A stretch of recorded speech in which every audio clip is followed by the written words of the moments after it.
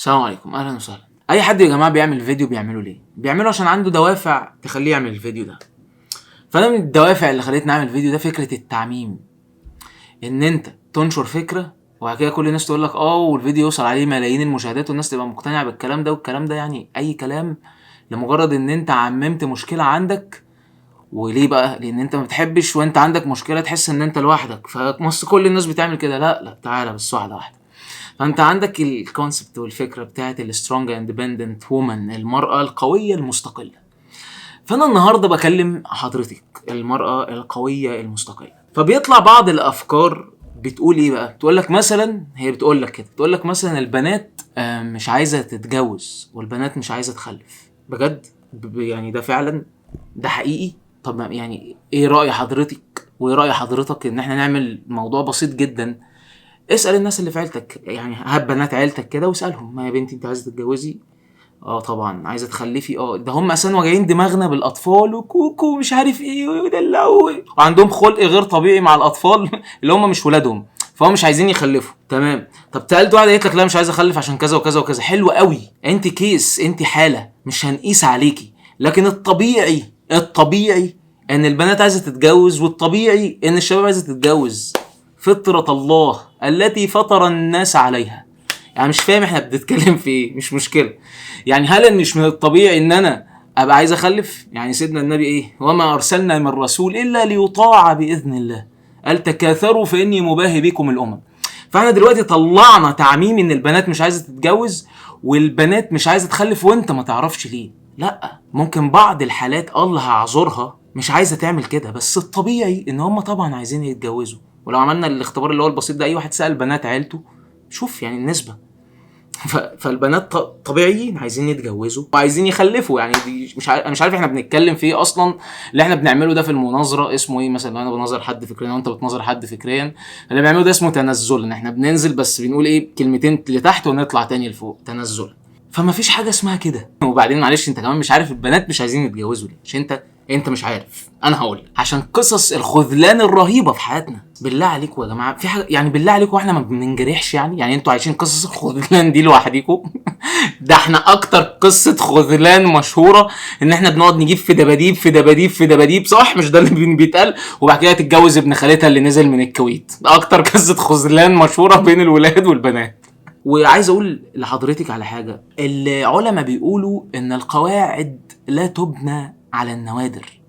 يعني انت ما تنفعش تجيبي لي حاله او كيس نادره وتقولي لي اصل انت مش عارف، اصل انت مش عارف احنا مش عايزين نتجوز ليه، اصل انت ما شفتش المشاكل اللي البنات صحابنا اللي متجوزين بيقولوها لنا. ماشي، دي حالات، يعني في ناس مبسوطين وفي ناس متضايقين، سنه الحياه. طيب انا مش عارف ليه حضرتك افترضتي ان انت هتعيش حياه سيئه. ليه؟ ده ظنك بربنا يعني؟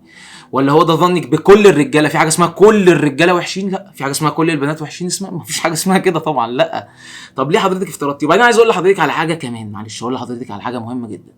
البنت لما مثلا بتتخانق مع جوزها فتيجي تحكي لك، وان كان ده غلط عندها، احنا مش عندها دلوقتي، احنا عندك، فجت حكيت لك، فانت يا نهار ابيض الحقي بقى البنت بقت عايشه والحقي بيعمل ايه وهي بعد كده ايه؟ حكيت لك مشكله وخلاص. هي متجوزه ولا لسه طلقت ولا لسه متجوزه؟ لا لسه متجوزه.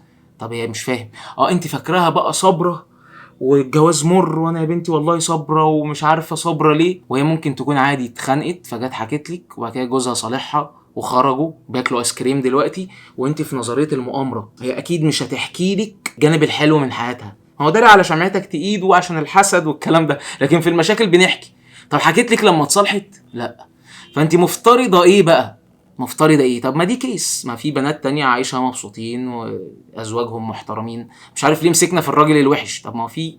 فما فيش حاجه اسمها البنات مش عايزه تتجوز والبنات مش عايزه تخلف، ده عكس اصلا الفطره. ولو في بنت كده دلوقتي عشان عندها مثلا يعني باد اكسبيرينس او موقف حصل معاها، ماشي انا معاكي كده دلوقتي وشويه ولازم تحتاج لده. فطره يا جماعه، بنتكلم في بشر طبيعيين، احاسيس ومشاعر، مش عارف يعني بنتكلم في ايه. اسال بقى حضرتك سؤال: هو حضرتك قصدك ايه بالسترونج وومن، المراه المستقله القويه؟ قصدك ايه بيها؟ قصدك ان هي يعني قويه الشخصيه؟ اهلا وسهلا، يا ريت. قصدك ان هي مطلعه وبتفكر؟ يا ريت اصلا الواحد يتجوز حد مطلع وبيفكر وقوي الشخصيه قصدك ان هي صاحبه قرار؟ يا ريت، اهلا وسهلا، دي حاجه تسعدنا كرجاله والله، اهلا وسهلا. قصدك ايه؟ طيب قصدك ايه بالسترونج اندبندنت؟ اللي هي بتعرف تفكر يعني وبتاخد قرار مع جوزها. اصل هو مش بيشاركني في قرارات لوحده وهو الامر الناهي مفيش حاجه اسمها كده. في حاجه اسمها ان لو واحد متجوز واحده وبيحبوا بعض بيشاركها في اي حاجه. يا جماعه البيوت، ما البيوت هي يا جماعه موجوده. طب في كام كيس مش بنقيس بقى على الكيس ده، مش بنقيس ان الطبيعي، بس انت مش شايف نسبه الطلاق، طب ما شوف نسبه الجواز انهي اكتر. فاحنا بنقول ان الكيسز الغلط مش بنقيس عليها. يعني دلوقتي بنتكلم في ان لو واحد، يعني دلوقتي لو ده عرض جاي لاوفر لبنت، واحد محترم كويس حنين هيعاملها باحترام وهيقدرها وبيقول لها ما تقعدي في البيت وما تشتغليش وانا هكفيكي مؤونة ده، هل في عقل ممكن يقول لا؟ ما هو اي احتياج بيدهوني، حنان بيدوني، شخصيته كويسه، بني ادم طبيعي على فكره، ما بقولش بني ادم مثالي، بيتعصب احيانا وبيتنرفز احيانا، ما هو مش سحليه ما هو بني ادم، حاجه بتعصب فبيتعصب. لان حضرتك لو اتجوزتي حد ما عندوش كده، فحضرتك هتبقي بقى مثلا الامر الناهي. طيب يعني بقى كده عندنا بقى عايزين سترونج مان بقى، احنا بقى عندنا مشكله، بقى عندنا عطل في الراجل يعني عايزين، فمش هنخلص. فالفطره اللي احنا بنتكلم فيها الفطره السليمه ان هو الراجل غصب يعني دي حاجه الهيه، الرجال قوامون على النساء. سيدنا ابن عباس قال كده. يعني ايه قوامون على النساء؟ يعني امراء عليهن. والله راجل محترم وحنين وابن حلال وبرنس وشيك وبيلبيلك طلباتك وانت عارفه ان هو كريم وجدع معاكي، فيقول لك ما نعملش كذا، فماشي ما نعملش كذا. هو بيأمرك بمعصيه؟ لا مش بيأمرك بمعصيه، فخلاص طب ما تسمعي الكلام. طب لا اصل مش هنعمل كذا. طب انت بقى كده قصدك ايه بقى بالسترونج؟ قصدك ايه؟ يعني هو بيقول لك مثلا اعملي كذا وده ما فيهوش معصيه، طب بتضايقيه ليه؟ يعني بترخمي عليه ليه؟ ما هو ده ما فيهوش معصيه، وهو في الاخر لو القرار غلط ما هو اللي هيشيل، ما هو الراجل ده اللي هيشيل يوم القيامه البيت ده، صح؟ مش كلكم راع ومسؤول عن رعيته؟ ما انا هتسأل في الاخر عن البيت ده. تعالى يا باشا تتسأل عن البيت ده، فلو في حاجه غلط ما انا اللي شايل في الاخر. بس انا لسه معرفش قصد حضرتك ايه بالسترونج وومن بجد، هنعرف قدام اصلها ايه. وفي فكرة تانية بتقول ان البنت هي اللي بتشيل مسؤولية الجواز دي، الجواز دي ليلة بتشيلها البنت لوحدها. طيب تمام، احنا ما تيجي نتكلم، ما تيجي، مش هي افكار وادمغة قصاد بعض، ما تيجي نقنع بعض. دلوقتي احنا هنعمل استفتاء وانا هعمله عند البنات على فكرة، يعني شايفين التحدي؟ هعمله عند البنات. هنسأل البنات هل انت شايفة ان الجواز ده ليلة بيشيلها الراجل لوحده، او الجواز ده ليلة بتشيلها الست لوحدها؟ هنسأل. لو طلعت النسبة 50-50 ان البنت بتشيل الليلة لوحدها فانا كسبان ليه كسبان؟ لان ده مجتمع فيه رجاله وفيه ستات، فانا هروح اسال الرجاله طبعا كلهم هيقولوا يعني مفيش حاجه اسمها كده يا ابني بيشيلوا ايه لوحدهم يا ابني، امال احنا بنعمل ايه؟ ففي حاجه اسمها الجواز ده ليله بتشيلها البنت لوحدها؟ مفيش حاجه اسمها كده. طيب انا برضو عايز اعرف لسه قصد حضرتك ايه بالسترونج اندبندنت وومن؟ قصدك ايه؟ انت عارفه ان انا عارف ان انت عارفه قصدك ايه. لو قصدك بقى ان انت عندك استقلاليه وقوه شخصيه في عدم طاعه الزوج، فدي بقى دي بقى الحوار كله. وكده الحقيقه الحوار ما بقاش معايا انا، الحوار ما بقاش معايا، دي بقت معصيه. لان الزوج ده جنتك ونارك، مش انا والله اللي بقول.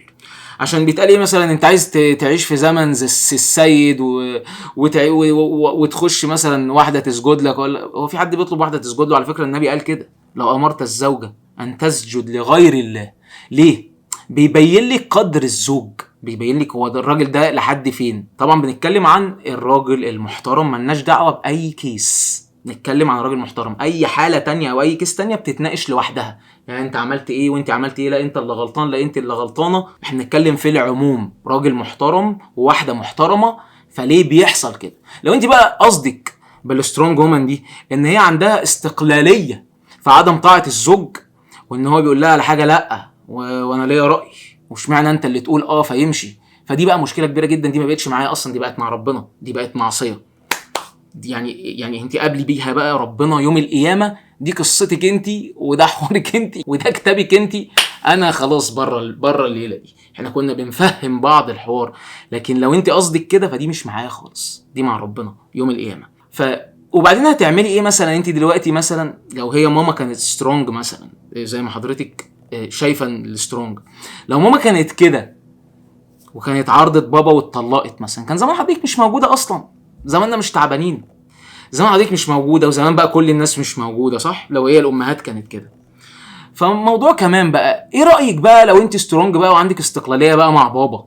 يعني جوزك مثلا هتعرفي تخلصي منه وتطلقيه، بابا بقى هتعملي ايه بقى؟ هتعملي ايه مع بابا؟ هتسيبي له البيت وتمشي؟ تمام، براحتك بقى. اخوكي بقى مثلا باخوك الكبير والناس شايفينك ان انت اصلا ابتداء مش محترمه اخوك الكبير مثلا في قعده ولا في حاجه، ما انت مستقله، ما انا مش فاهم. اما بقى لو قصدك بالسترونج بقى وومن فعلا، قوه الشخصيه والاطلاع والقراءه والخبره في الدماغ والتفكير وان انت تحل مشاكل، ما انا يا ريت تجيلك تريحيني كل لما احتاج حاجه اقول لك ايه رايك يا بنتي في الموضوع ده، فنخلص، ما بقاش بفكر لوحدي، يبقى في حد بيعاوني ليا في الحياه. حلوه بيعاوني دي، انا تعبنا جدا يا جماعه وكفايه جدا على الموضوع ده الحقيقه. يعني انا مش عارف يعني مش عارف احنا ليه بنروح للحتت دي، ليه؟ كلام كله فطره طبيعيه جدا محدش ينكره، فما تفهمش بقى بعدين ايه حد يقول لك ايه اهم حاجه شغلك وما تتجوزيش ليه؟ طب ما هو في آلاف البنات اللي متجوزة وشغالة وجوازتهم بيحبوهم وبيحتروا جوازاتهم. بالله عليكم يا جماعة، بالله عليكم، أنا كراجل دلوقتي، أنا كراجل اسمي عبد الله وسية بالسين، كراجل دلوقتي واحد جه قال لي يا ابن الحلال أنت اقعد في بيتك وأنا هديك كل شهر مرتب وما تروحش في حتة ولا تسمع الفاظ ولا تحتك في مواصلات ولا تشوف ده بيضرب ده ولا تخش تحوش فتاخد بنيه ولا المدير يرمي الورق في وشك ولا يقول لك كلمه يفضل دمك محروق طول اليوم وراجع البيت مش، وقال لي خد فلوس واقعد في البيت وما تشتغلش. انا ابقى راجل مغفل لو وافقت ان انا انزل اشتغل ليه؟ تمام يا باشا، انت ريحتني، انت كفتني مؤونة العناء، ليه هطلب العناء ده؟ ليه هطلب العناء ده؟ يعني ليه هطلب عناء الشغل ده؟ انت ريحتني، فتمام قوي كده زي الفل، انا هقعد بقى في البيت بقى اشوف بقى ورايا ايه بقى، رب العيال دي بقى، والعيال دي بقى تبقى في ميزان حسناتي. يعني ينقطع عمل ابن ادم الا من ثلاث منهم ولد صالح يدعو له. فالواد ده لما انا اشتغل فيه بقى دي تجاره لن تبور، يبقى انا حياتي انتهت، مش عارف اقول سبحان الله، خلاص حياتي عملي وقف، كتابي اتقفل، الا ابني الصالح ده افضل شغال وبتعلى في المراتب في الجنه بسبب ولدي الصالح. طب ما انا ربي بقى ده، ويبقى انت كفتني مؤونه الدنيا والشغل والجريان ورانها والتعب والترقيات خلاص. فانا بقى جاي اقول لحضرتك مثلا ايه رايك انا هكفيكي مؤونه كل ده وهبقى حصنك الحصين ودرعك المنيع، وانتي بلا والله فكك مني وسع كده انا سترونج. حاول افكك. الله المستعان يا جماعه، والله الله المستعان، ربنا يفهمنا. اخر حاجه بقى، اي حد عنده كيس طبعا حاله معينه ما يقس عليها كلامنا، لان كل حاله بتتفصص لوحدها. انا دلوقتي بالله عليكي، انت دلوقتي عايزه تعرفي السترونج وومن الحقيقيه، ايه رايك في واحده كان في بيتها نبي، كان في بيتها ايه نبي، ايه رايك دي هتبقى سترونج ولا لا؟ يعني ستنا خديجه سترونج ولا لا؟ ستنا عائشه سترونج ولا لا؟ سيدات الصحابه سترونج ولا لا؟ فنقرا بقى قصصهم، اوكي، نقرا قصصهم. السلام عليكم.